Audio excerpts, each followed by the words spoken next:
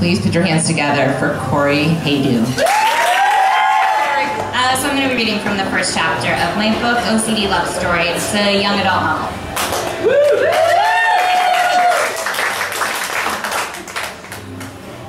Lucky for me, I don't get panicky in small, dark spaces or anything.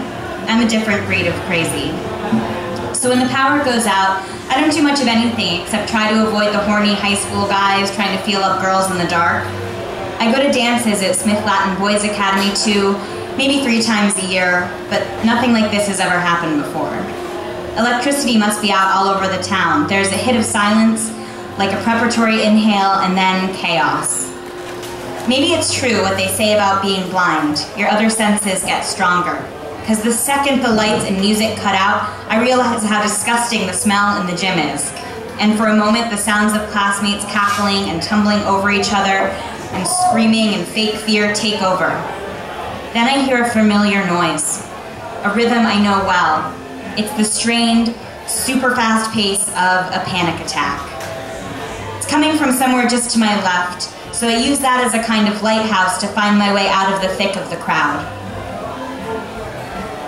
The short gasps turn into longer, more strained inhales, and the poor guy having the attack is choking on his own breath. And this is something I know everything about.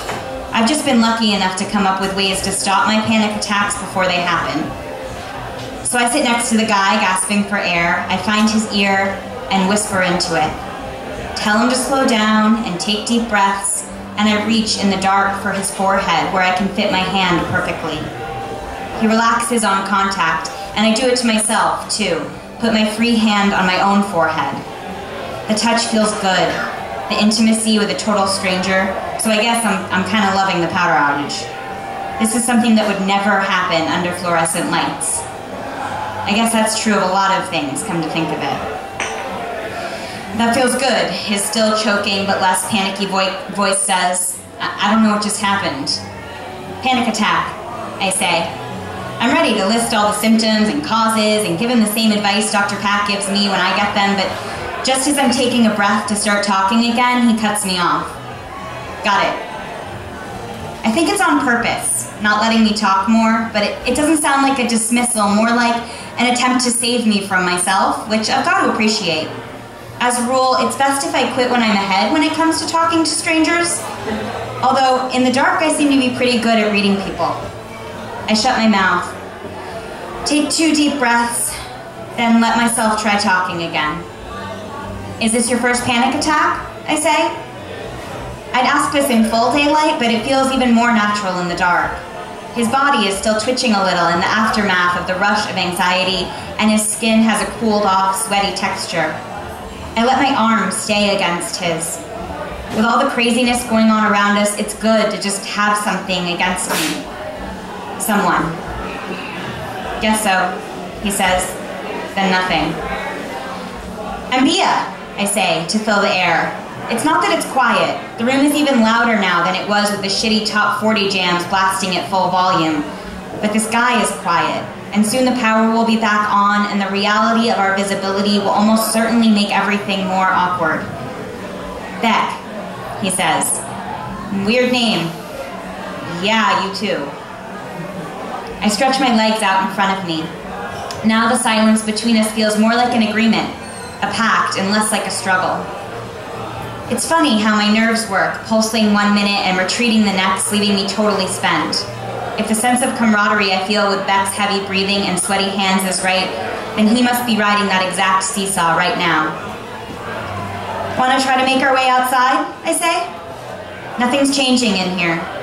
Teachers are trying to talk louder than the students, and it sounds like the middle of the gym/dance floor has turned into an impromptu rave.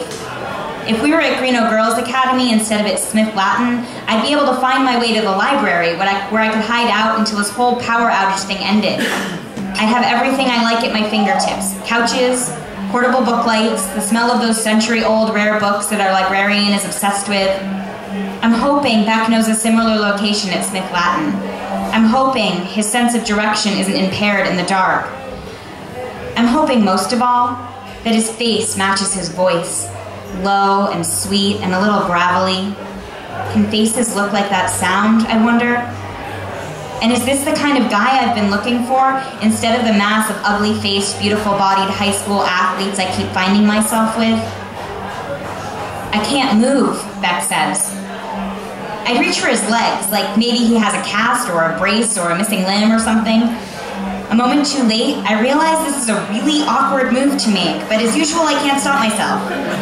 My hand is too far up his thigh, and it stays there a moment longer than it should. Good Lord, I'm awkward. I swear I feel his legs tense and maybe something else shift as well. You seem okay to me. I slide my hand off his leg. You should go outside if you want, Beck says. I just can't. I mean, won't. I'm not going anywhere until the lights go back on, okay? Nothing to be scared of, you know, aside from really horny football players. No offense if that's what you are. Or are we avoiding someone? Maybe an ugly Greeno girl you hooked up with by accident? Beck laughs just enough for me to know he doesn't mind the teasing.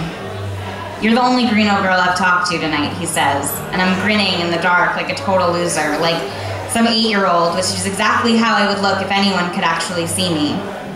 There's even a space between my front teeth that supposedly gives me a sweet little girl smile. Well, in that case, I better stake my claim, I say. Things crash around us.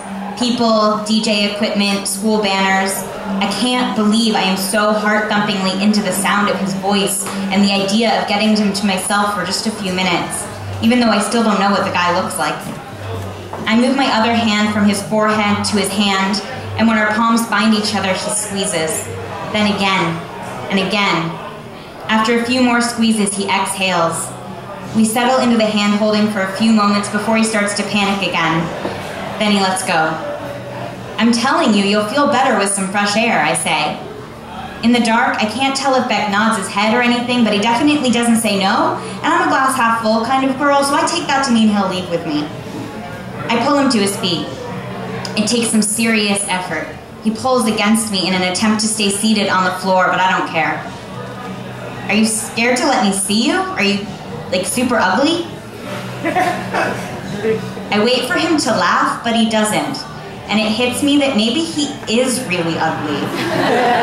And not in some subjective way, but truly disfigured. I have a knack for saying terrible truths to total strangers. That was a super awkward thing to say. I'm like that sometimes, sort of awkward, or I like to think quirky, awkward and quirky. This right here, this is why I scare guys away. So am I, Beck says. I knew there was a reason I liked him. The gym is emptying. Teachers are working to herd people out to the parking lot where they can keep a better eye on us. I hear them shouting orders over the chaos. Enough time passed that most of the other kids are giving in to the request. After all, we're out of booze for sure, and the thrill of touching strangers' bodies or bumping into your friends, in the literal sense, has drained from the room. Stay quiet and don't move, I whisper. I have a feeling if we're patient, we'll have the whole gym to ourselves. My best friend Leisha and I are always trying to find secret spaces where no one will think to look for us, like a kind of hide and seek with the world. When we were little, we decorated the inside of my walk-in closet with glitter paint and pillows and did all our playing and talking and snacking in there, all cozy and ours. I'm thinking staying behind in the dark gym with Beck would be something like that. Leisha, wherever she is in this dark swarm of heavily perfumed teenage bodies, would approve. I almost call her name so she can find us, but I know she wouldn't mind me taking an extra moment alone with the hopefully cute, definitely appealing Smith Latin boy. In just a few minutes, the gym is gone from mostly crowded to mostly empty, and the car lights from the parking lot don't reach the corner we've holed up in. If we stay quiet, something great could happen. From the sound of Beck's sharp inhale, I'm worried he's starting to panic again. Is this kid afraid of the dark or what? So I find his shoulder and follow the line of his arm down to his hand again. He squeezes. I consider leaving it at that, at least until I find some way to glimpse at his face. Instead, I walk my fingers back up Beck's arm, wrist, to elbow, to shoulder, to neck, until I find his face, and then his lips. And despite the shaky legs holding him up, and the heavy ins and outs of his breath, I kiss him. It's a soft thing that he must get lost in for at least a few seconds because his body stills against mine. Just as quickly as he relaxed, he tightens right back up again, and I let my mouth leave his. He tasted like wintergreen and cooled off sweat, minty, salty, perfect. I really had him for a second. Let's stay here, I say, not sultry because I giggle on the last syllable. I'm nervous too, just not as amped up as him. Beck's feet and his breath sounds trapped, and he steps back so that he is closer to the wall. He stays glued there. I can't, Beck says when I take another step toward him. I should go home. I'm feeling weird. I'm kind of messed up right now. His voice is a mumble.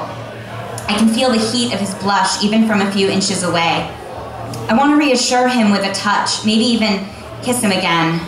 But as I reach out, someone else hurtles into me, full force, knocking me over.